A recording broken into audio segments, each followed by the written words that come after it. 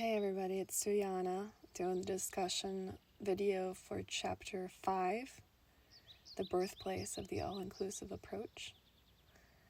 And I'd like to start with some transparency, because that's one of the topics in this chapter, is living in a perpetual willingness, not a perpetual state of trust, but a perpetual willingness to trust that everything works together to produce my highest good now.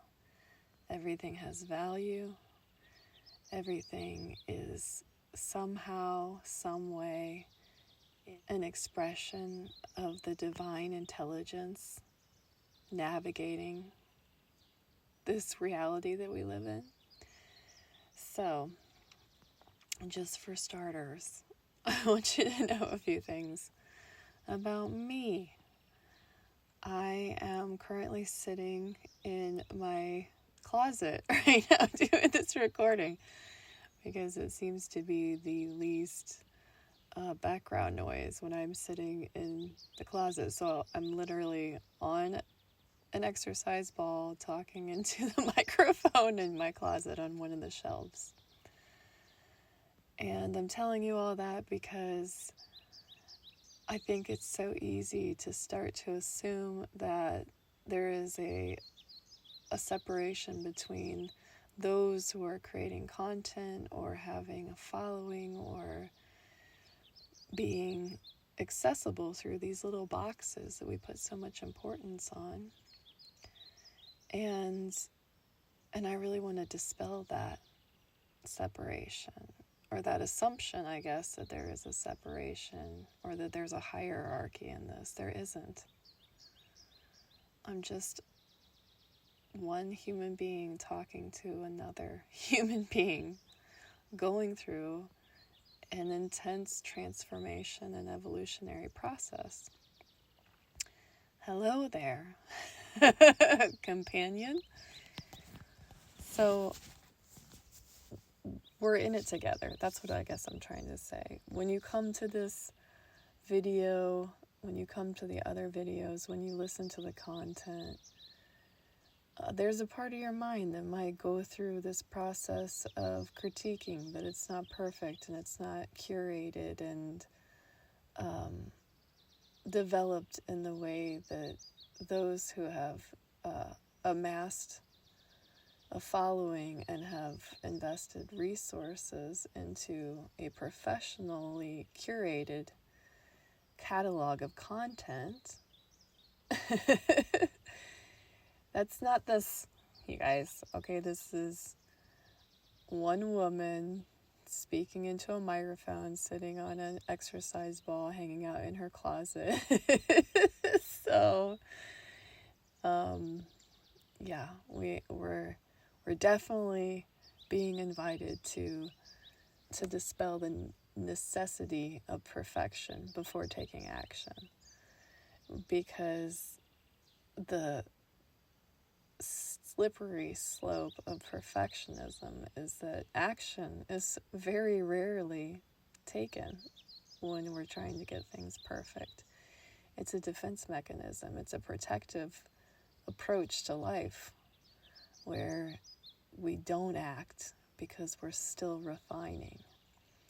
So if you find yourself critiquing and refining me, then that would be a great way for you to dive inward and ask yourself, do I do this to myself?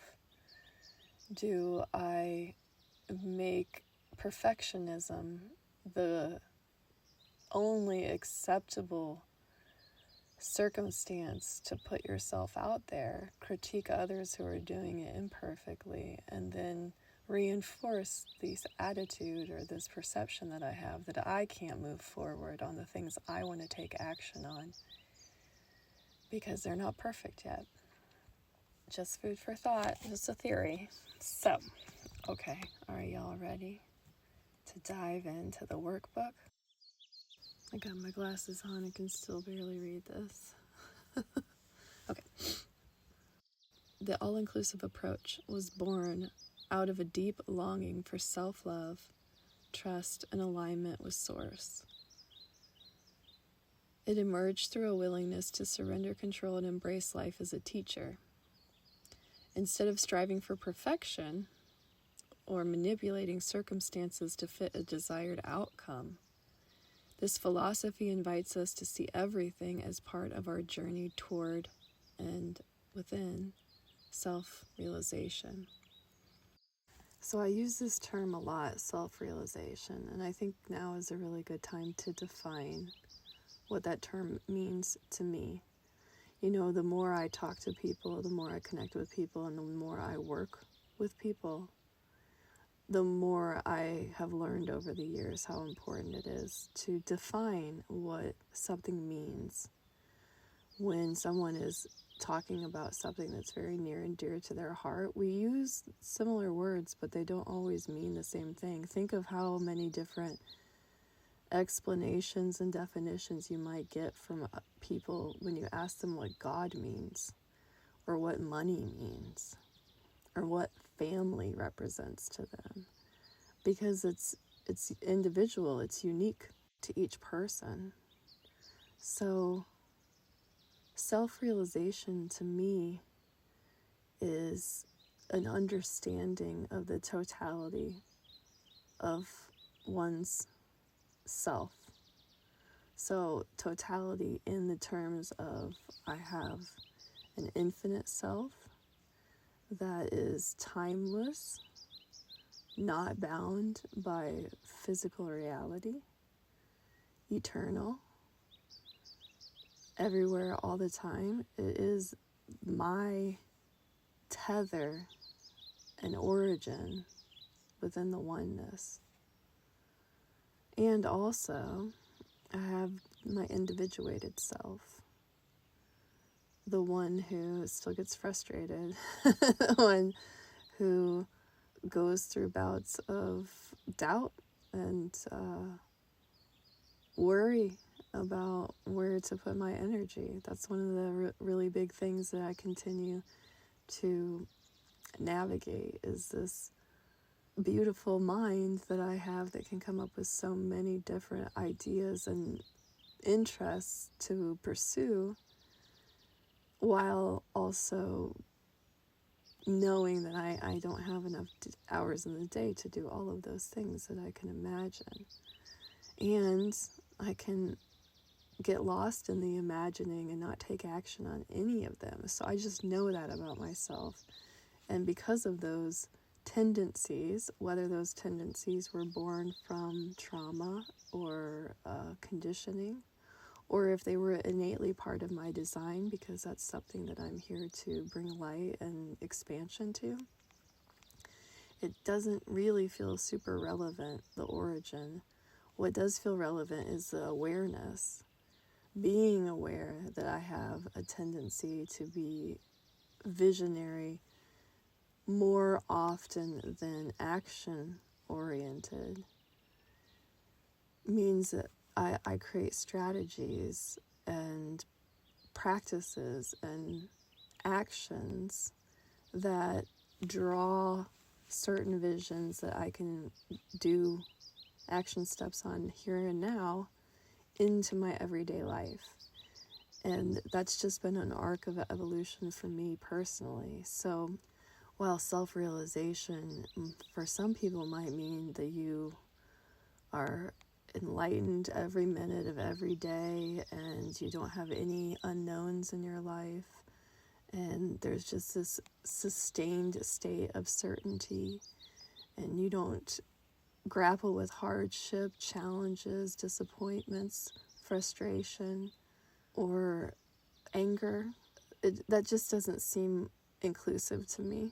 So it doesn't really apply to my definition of self-realization. My definition of self-realization is inclusive. So it allows for frustration, and then it allows for peace. It allows for states of forgetfulness, and then it allows for moments of remembrance. And that cyclical relationship with all that is, the finite and the infinite, the blissful and the mundane, the remembered and the forgotten, the realized and the unknown. This is like juicy, succulent, wild living to me, and self-realization encompasses that energy. It's an experience. If you've ever taken plant medicine, for example, you may not know what you're going to face in the night, but you know it's most likely going to be an experience. And even I've had ceremonies where I didn't feel anything, and that was the experience. This expectation that something magical was going to happen was being revealed to me in the moments where nothing magical was happening. I was just with myself. And then to understand in the morning, or when the next experience and wave of evolution washes over me, to look back and think, oh, wow, just being with myself seems lackluster and insignificant in comparison to having this really expansive, mind-blowing experience. And that was the gift with the medicine. And life itself is medicine. So even when you start to expose yourself to deep states of meditation, or like I was saying, sacredly held plant ceremonies, or retreat programs, silent retreats, vipassanas, cleansing programs. Like, there's so many different ways that we can move more directly into containers built for self-realization. And when you exit them, if you exit them thinking that everything else is kind of dull in comparison, then life will continue to remind you how inaccurate that information is, because it's all magic. And yeah, I guess I'm going off on a tangent here a bit, but there's value in saying it out loud. So there you go. I said it. The second part of the reflection talks about trust.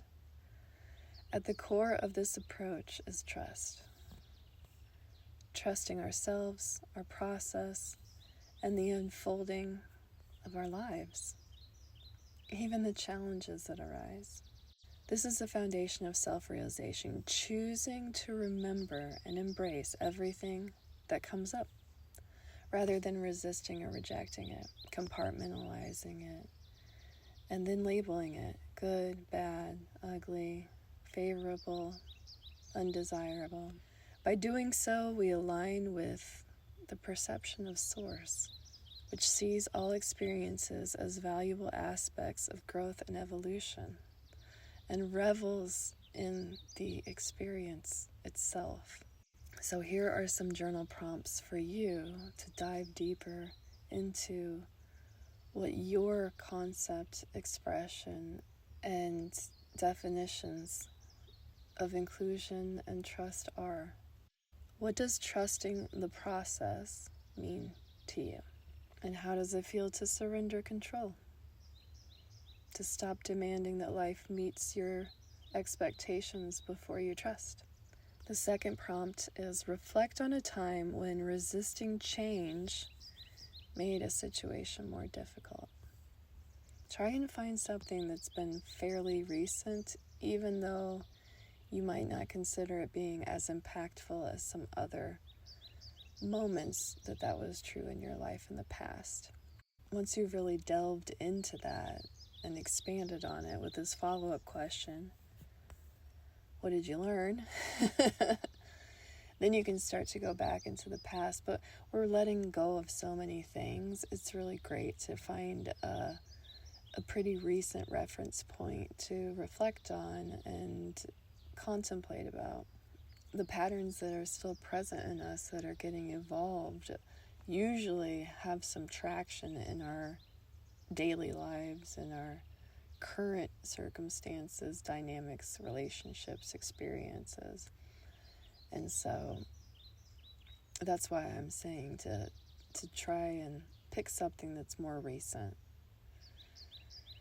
And then if you want to thread it back into the theme or the patterns that you've seen develop over the years, you can do that as a follow-up. And I think I've said it before, but it bears repeating. This is not a process of dissecting and correcting and fixing yourself. It really is about curiously and consistently taking interest in yourself, in your patterns, in the things that you excel at and the things that you find challenging, and the ways that remembrance comes easier to you and the ways that it's much more difficult to get it on your radar. And meeting all these things with a sense of grace. If you can avoid labeling them as good and bad, or determining that some are worth praising and others are worth condemning, and everything can have inherent value, then the process of becoming a cohesive whole self, remembering that that's what you already are, but then living from that perception is so much more accessible. Journal prompt number 3. What aspects of yourself have you struggled to accept? How can you begin to embrace with curiosity rather than judgment? And journal prompt number 4. How do you currently define self-realization? How might this definition evolve as you continue growing? And the 5th journal prompt. Think of a challenge you're facing right now. How could you reframe it as part of your self-realization journey? And then the companion exercise that can go along with this inquiry process for chapter 5 goes a little something like this. Identify one area of your life where you feel resistance or struggle.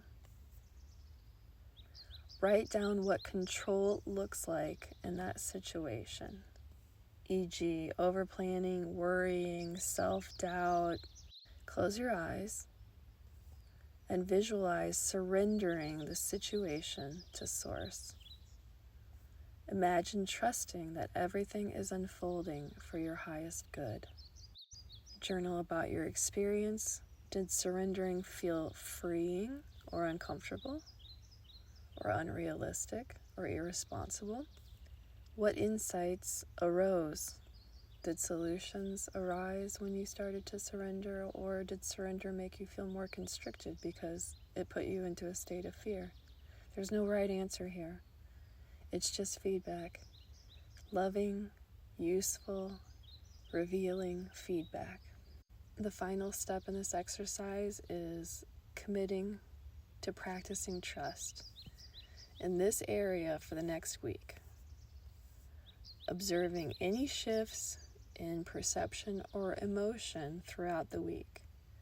So whatever area you picked, the practice for the week is to trust, to keep choosing trust, and see how your relationship with that specific dynamic in your life is adjusting, evolving, and transforming as a result of your willingness to allow trust to drive the tone of that relationship.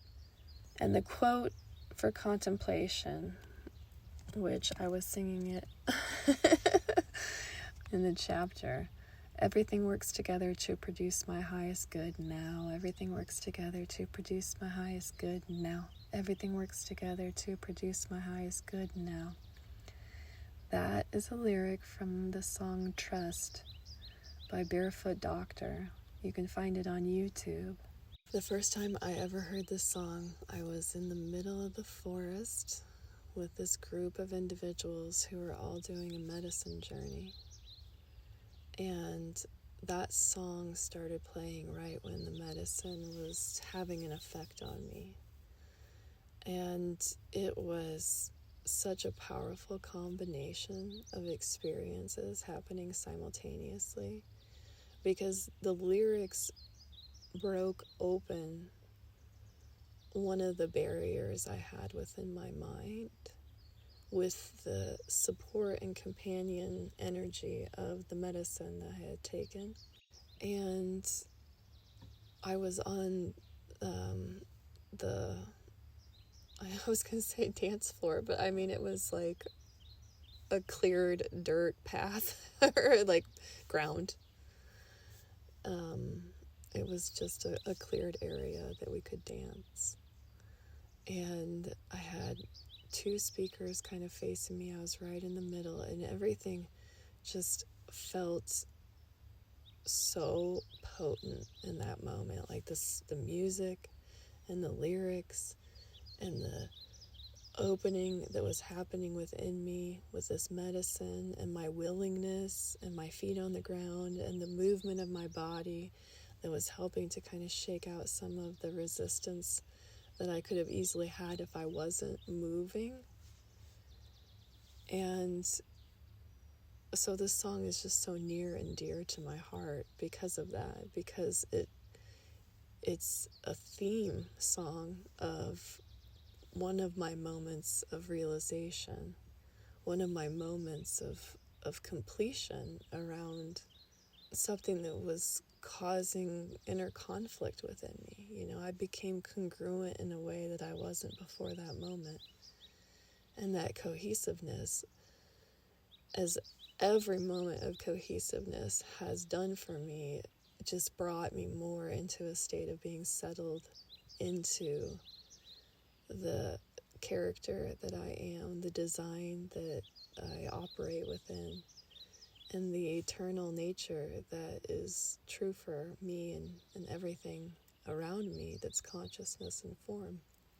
So it was just a beautiful thing, and I'm so happy to share it with you. Maybe it will have a similar effect of opening up a door that you've come to many times in yourself that you didn't yet have the key for. And that's what each one of these videos is about, is setting this intention that it might be gifting you one of the keys. Because that's how we remember, through our life, through our experiences, through the things that we expose ourselves to. We're giving ourselves more wood to hammer across the door or more keys to unlock the hidden aspects within us that want to be revealed. And I think it's so special to share this time with you. So I look forward to doing it again. Chapter 6 is on its way to you in the next couple days. And we'll just keep going like this. If you'd like to leave a comment, by all means, please do. I'll be opening up the opportunity for people to be speaking to me one-on-one. I'll be adding a link to ways that you can work with me directly. Until we meet again, be well and enjoy the now.